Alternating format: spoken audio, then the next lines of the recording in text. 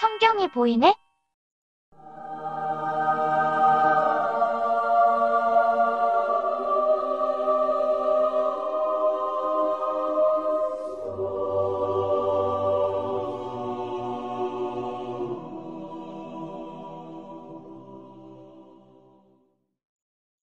새로운 해, 새로운 시간들을 주님의 교회와 우리들의 삶을 위하여 허락하여 주심을 감사드립니다. 아멘. 주님께서 하루하루를 신령과 진정으로 예배드릴 수 있도록 인도하여 주시옵소서. 아멘. 우리들의 삶이 풍성한 열매를 맺게 하여 주시기를 원합니다. 새롭게 시작된 이 한 해 동안에도 주님의 뜻을 향하고 성령 충만하여 주의 복음 사역의 사명을 감당하게 하여 주시옵소서. 아멘. 예수 그리스도 안에서 주님의 교회가 부흥되게 하시고 주님의 피로 값주고 사신 성도들을 주님의 영으로 인도하시사 은혜와 진리로 충만케 하여 주시옵소서. 아멘. 아멘. 구원의 주님, 성장과 물량주의만을 추구하지 않고 정직과 진리를 추구할 수 있는 마음을 주시기를 원합니다. 저희 교회에 주님의 신실한 민목사님을 세워주심에 감사드립니다. 주님께서 아멘. 언제나 목사님과 함께해 주시어 성령 충만토록 기름 부어주시고 말씀의 하늘의 권능이 나타나기를 기도드립니다. 아멘. 목사님이 아멘. 선포하시는 말씀을 통해 우리가 하나님을 만나고 하나님의 음성을 들어 우리 심령이 날마다 새롭게 변화되는 은혜를 내려 주시옵소서. 아멘. 이 모든 말씀을 지금도 살아 역사하시는 우리 주 예수 그리스도의 거룩하신 이름으로 기도드립니다. 아멘. 아멘. 오늘 우리들에게 주신 말씀은 창세기 24장 1절에서 8절까지 말씀입니다. 창세기 24장 1절에서 8절까지 말씀입니다. 제가 봉독하겠습니다. 아브라함이 나이가 많아 늙었고 여호와께서 그에게 범사에 복을 주셨더라. 아브라함이 자기 집 모든 소유를 맡은 늙은 종에게 이르되 청하건대 내 허벅지 밑에 내 손을 넣어라. 내가 너에게 하늘의 하나님 땅의 하나님이신 여호와를 가리켜 맹세하게 하노니 너는 내가 거주하는 이 지방 가나안 족속의 딸 중에서 내 아들을 위하여 아내를 택하지 말고 내 고향 내 족속에게로 가서 내 아들 이삭을 위하여 아내를 택하라. 종이 이르되 여자가 나를 따라 이 땅으로 오려고 하지 아니하거든 내가 주인의 아들을 주인이 나오신 땅으로 인도하여 돌아가리이까. 아브라함이 그에게 이르되 내 아들을 그리로 데리고 돌아가지 아니하도록 하라. 하늘의 하나님 여호와께서 나를 내 아버지의 집과 내 고향 땅에서 떠나게 하시고 내게 말씀하시며 내게 맹세하여 이르시기를 이 땅을 내 씨에게 주리라 하셨으니 그가 그 사자를 너보다 앞서 보내실지라. 내가 거기서 내 아들을 위하여 아내를 택할지니라. 만일 여자가 너를 따라오려고 하지 아니하면 나의 이 맹세가 너와 상관이 없나니 오직 내 아들을 데리고 그리로 가지 말지니라. 아멘. 아멘. 오늘의 말씀 제목은 그리로 가지 말지어다. 목사님 말씀 선포하실 때 많은 은혜 받으시기 바랍니다.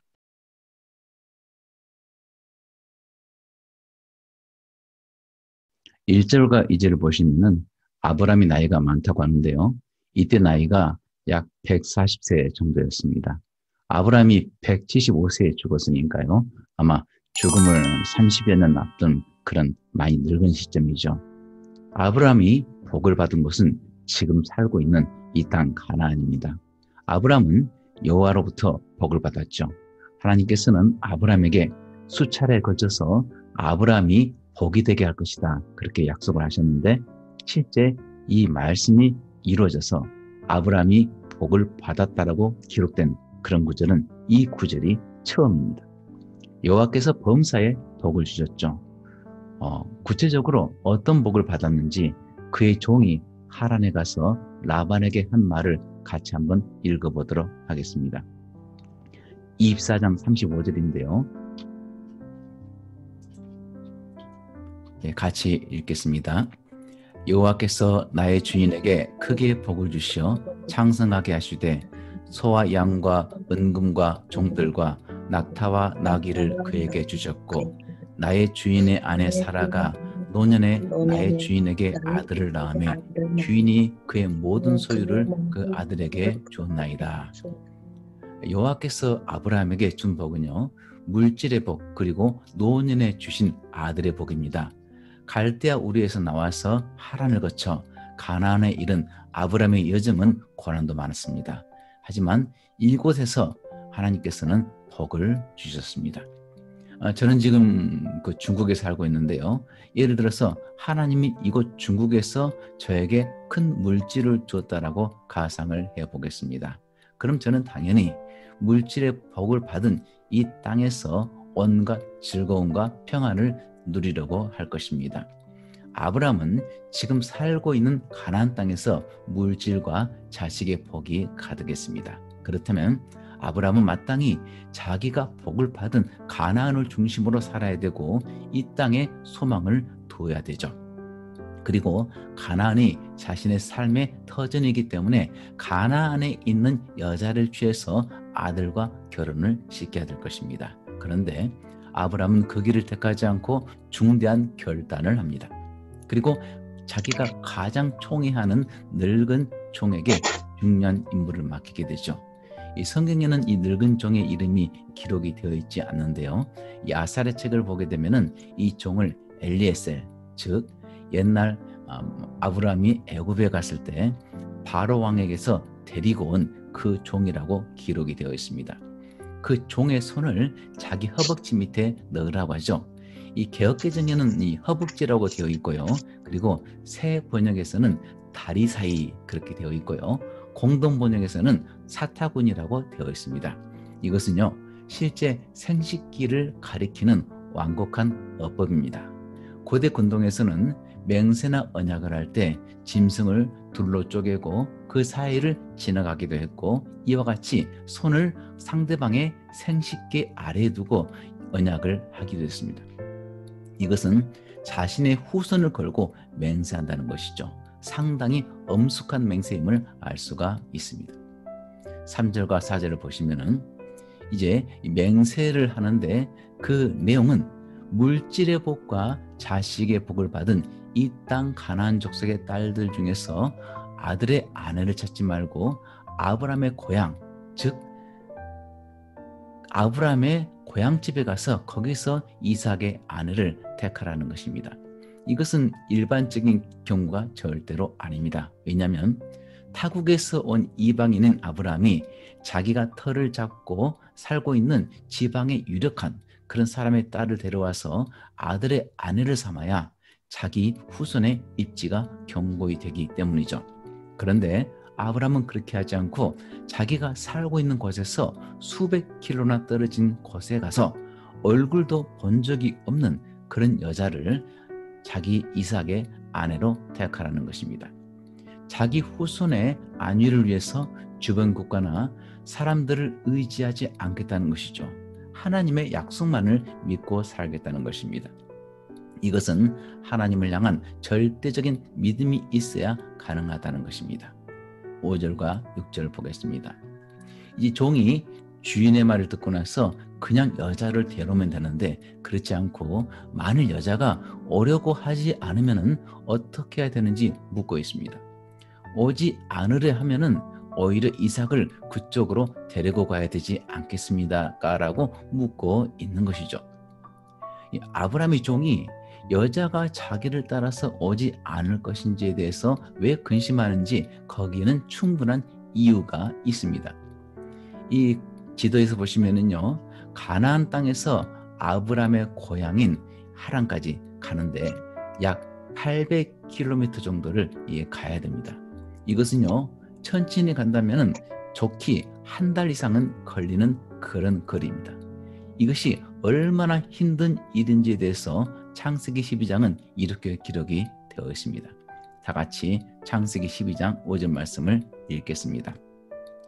아브라함이 그의 아내 사레와 조카 롯과 하란에서 모은 모든 소유와 얻은 사람들을 이끌고 가나안 땅으로 가려고 떠나서 마침내 가나안 땅에 들어갔더라. 저는 이 성경을 읽을 때마다 왜 마침내란 말이 들어갔을까 의문이 났었어요. 그런데 이번에 성경을 보면서 아브라함이 처음 하란에서 가나안으로 떠났는데 기간이 꽤 소요가 된 것 같습니다. 그래서 마침내 가나안에 이르렀다고 기록이 되었죠.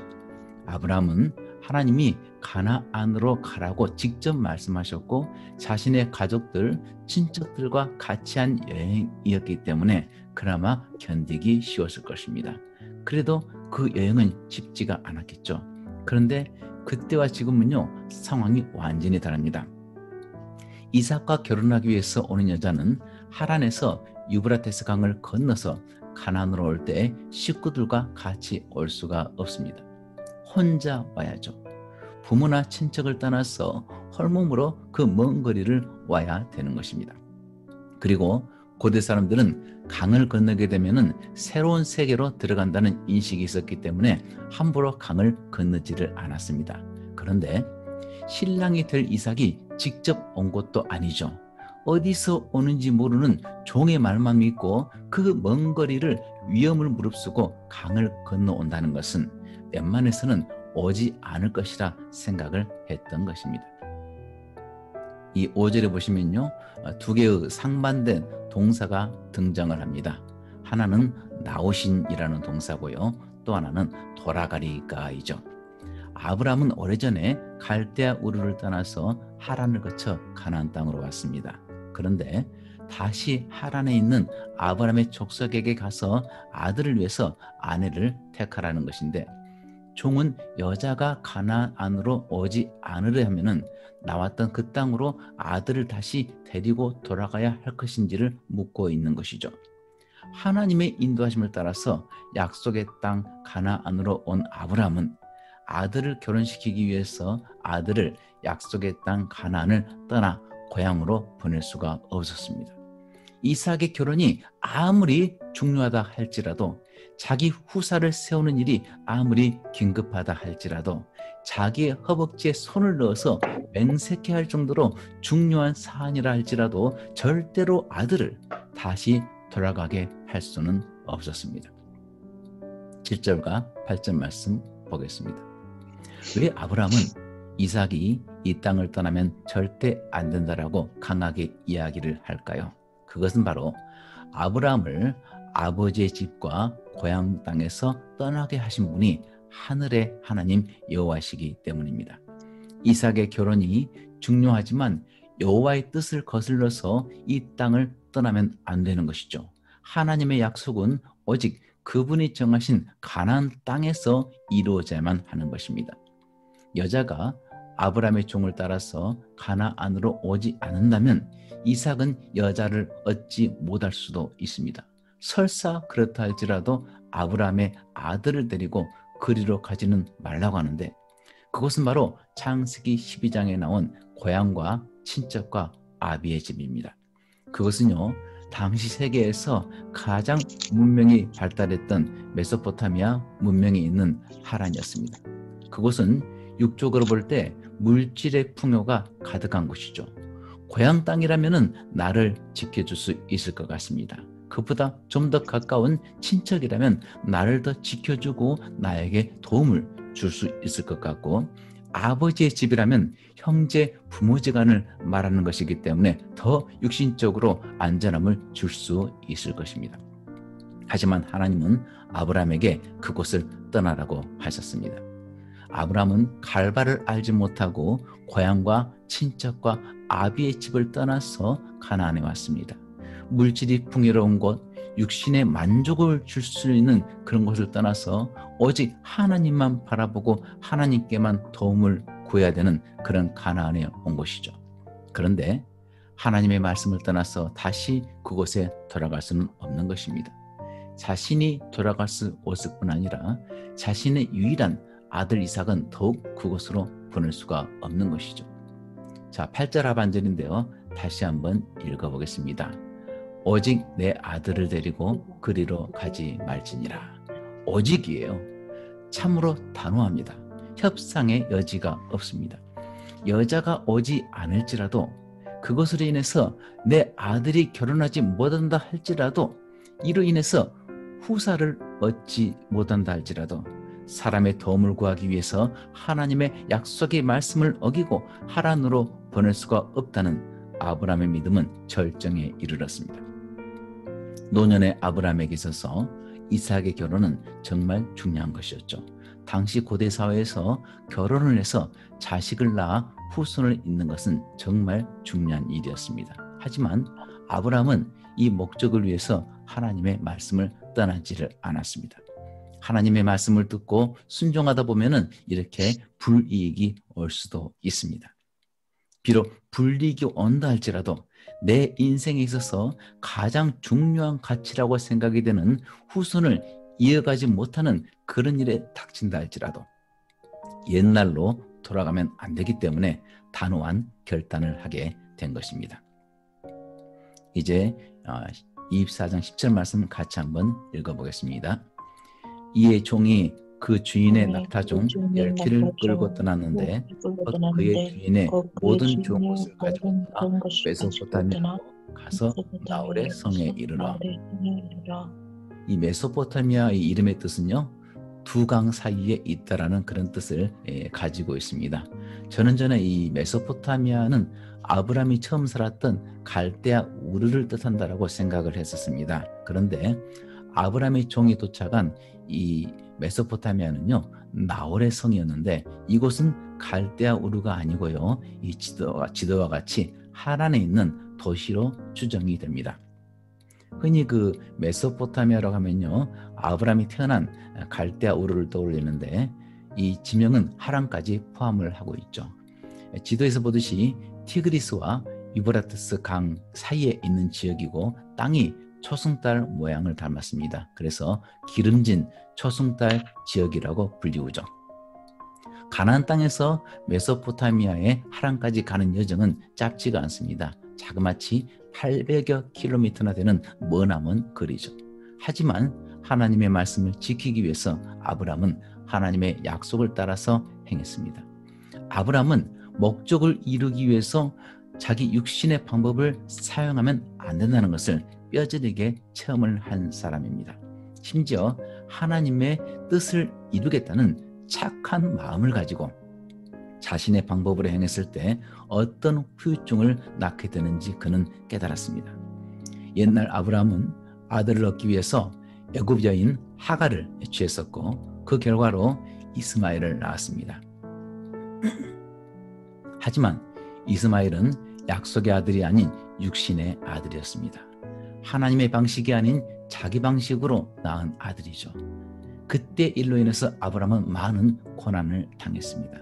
아브라함의 아내 사라가 하갈을 핍박을 했고 하갈의 아들 이스마엘이 사라의 아들 이삭을 희롱을 했습니다.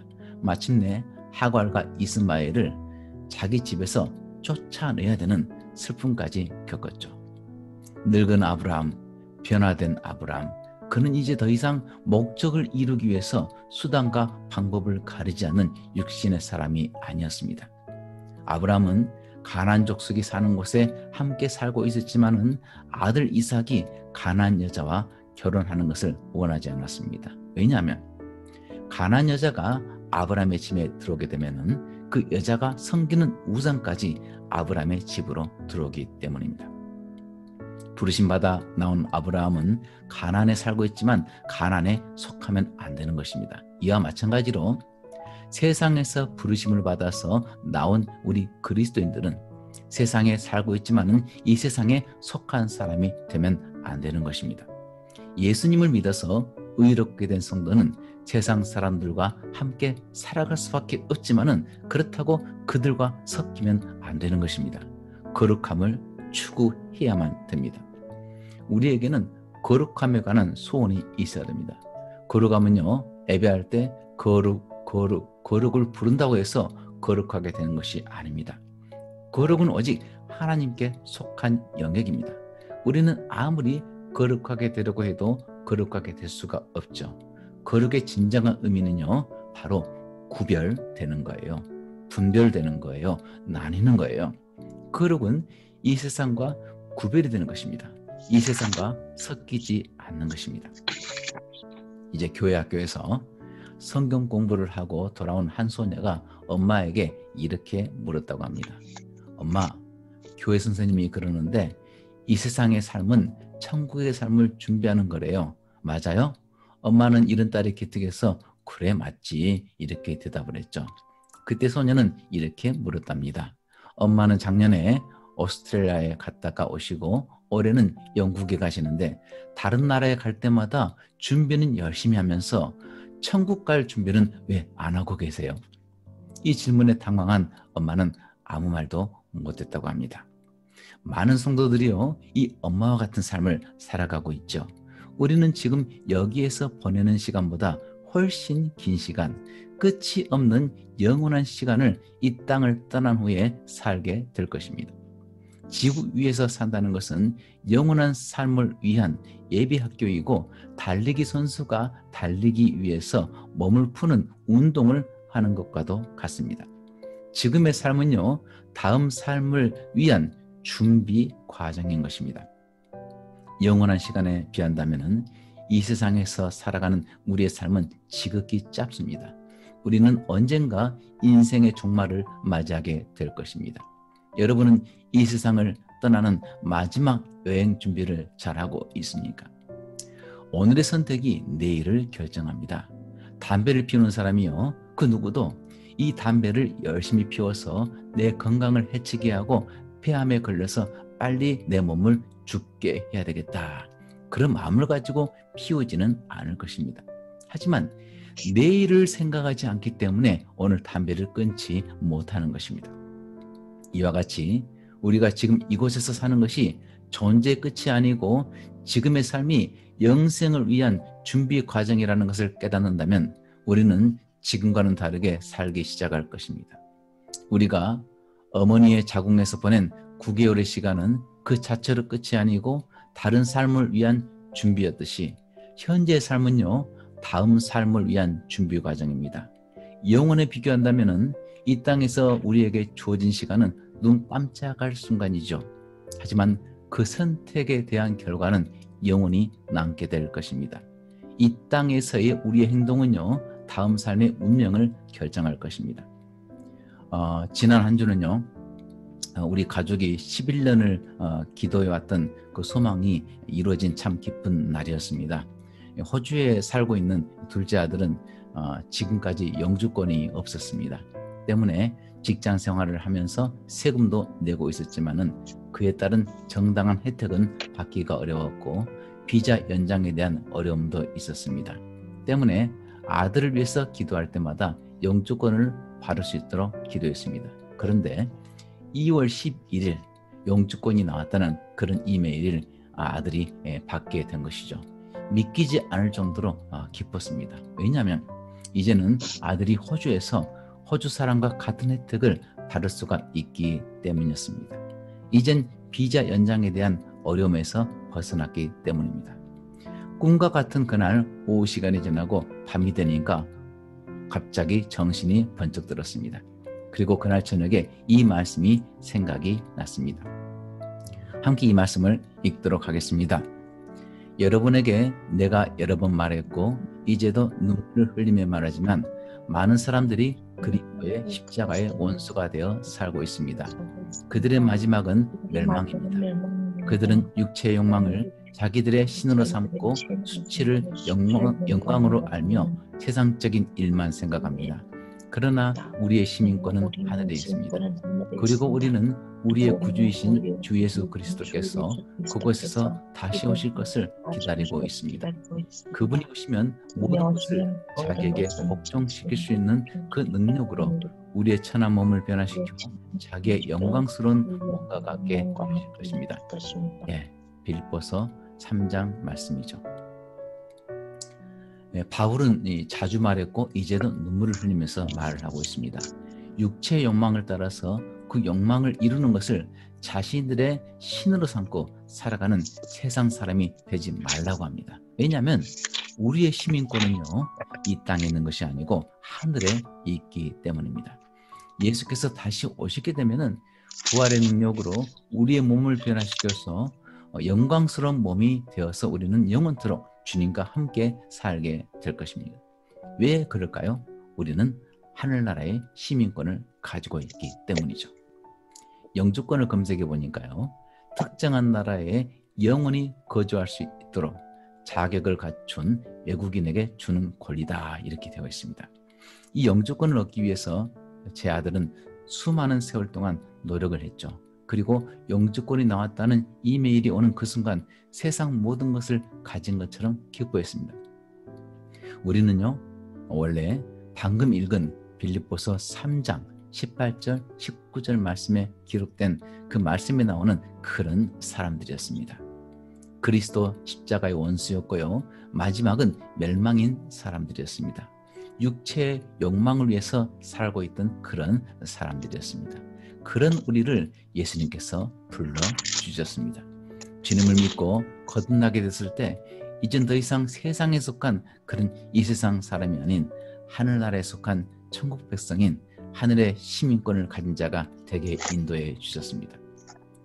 호주 시민이 되는 것은요, 기쁘고 행복한 일인데 권리를 누리는 것은 고작 수십 년에 지나지 않습니다. 하지만 하늘나라 시민으로서 이 땅을 살아가다가 주님이 오실 때 변화되어서 주님과 같이 살아가는 그 시간은 수십 년이 아닌 수백 년도 아닌 영원할 것입니다. 그날 저녁 이 계시를 제가 보게 되었을 때 우리가 받은 이 영광스러운 시민권, 말할 수 없는 기쁨이 얼마나 큰지를 다시 생각하게 되었습니다. 아브라함은요, 우상이 가득한 나라, 세상 물질 문명이 지배하는 그런 나라를 떠나서 하나님이 말씀하신 가나안으로 갔습니다. 메소포타미아를 떠나서 하나님이 말씀하신 약속의 땅에 온 아브라함이 다시 그리로 가면 안 되는 것입니다. 8절 말씀을 다시 한번 읽겠습니다. 만일 여자가 너를 따라오려고 하지 아니하면 나의 이 맹세가 너와 상관이 없나니 오직 내 아들을 데리고 그리로 가지 말지니라. 참 단호하죠. 이 일에 관해서는 추후에 협상의 여지가 없습니다. 그는 이렇게 말하는 거예요. 여자가 따라오면 좋다. 하지만 여자가 따라오지 않을지라도 약속의 땅을 떠나서 다시 그리로 가면 안 된다. 어떤 일이 있더라도 내 아들이 내가 떠나왔던 그곳, 하나님이 떠나라고 하셨던 그곳으로 다시 가면 안 된다. 우리는요, 모두 하늘나라의 소망을 가지고 이 땅을 살아가는 나그네들입니다. 그러므로 잠시 살다가 다시 돌아가야 되는 이 땅에 소망을 두지 마시기를 바랍니다. 이 세상에서의 삶은 외국에서 잠시 사는 것과 똑같습니다. 그래서 성경은 이런 어휘를 많이 사용하죠. 우리는 순례자이다. 우리는 외국인이다. 우리는 방문객이다. 세상에서 부르심받아 나온 무리를 교회라고 부르죠. 아브라함이 메소포타미아에서 부르심받아 나왔듯이 우리는요, 우상의 나라, 어둠의 나라인 이 세상에서 하나님으로부터 부르심을 받아 나온 순례자들이고 외국인들이고 방문객입니다. 절대로 다시 세상으로 돌아가지 마시기를 바랍니다. 아브라함에게 있어서 아들을 결혼시켜야 되는 그런 인생 최고의 중요한 일이 여러분에게 닥친다 할지라도 절대로 세상과 타협하지 마시기를 바랍니다. 다시 세상으로 돌아가는 어리석은 자가 되지 마시기를 바랍니다. 아브라함이 어떤 어려움이 있더라도 가나안 여자를 아들 이삭의 아내로 삼지 않았듯이 우리 또한 어떤 유혹과 어려움이 있다 하더라도 세상에서 추구하는 그런 가치, 세상이 즐기는 쾌락에 물들지 않고 이 세상에 살고 있지만은 이 세상에 속하지는 않은 그런 천국 백성으로 살아가게 되시기를 축복합니다.